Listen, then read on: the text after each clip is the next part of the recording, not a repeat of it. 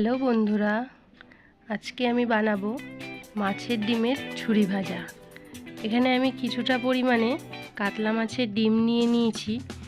এবার এই ডিমগুলোর মধ্যে নুন হলুদ ভালো করে মাখিয়ে নেব।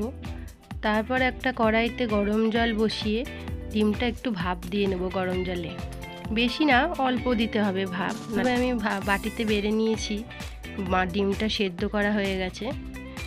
এবার একটা কড়াইয়ের মধ্যে সরষের তেল দেব কিছুটা পরিমাণে, দিয়ে তার মধ্যে পেঁয়াজ কুচি দেব।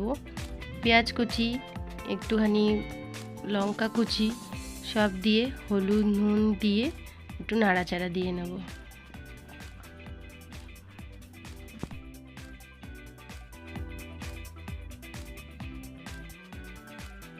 পেঁয়াজটা ভাজা ভাজা হয়ে গেছে। এইবার আমি ডিমটা দিয়ে দেব, সেদ্ধ করে রাখা ডিমটা দিয়ে দেব। ডিমটা দেওয়া হয়ে গেলে ডিমটার মধ্যে পরিমাণ মতো নুন হলুদ সব দিয়ে একটু নাড়াচাড়া দিয়ে একটু লাল লঙ্কার গুঁড়োও দিতে হবে, দিয়ে একটু নাড়াচাড়া দিয়ে নেব। ভাবেই কিছুক্ষণ মিডিয়াম আঁচে ভেজে নিলে তৈরি মাছের ডিমের ঝুরি ভাজা। গরম ভাতের সাথে খেয়ে দেখুন, দারুণ মজা লাগবে। রেসিপিটা ভালো লাগলে অবশ্যই লাইক কমেন্টস ও সাবস্ক্রাইব করে দেবেন। ধন্যবাদ।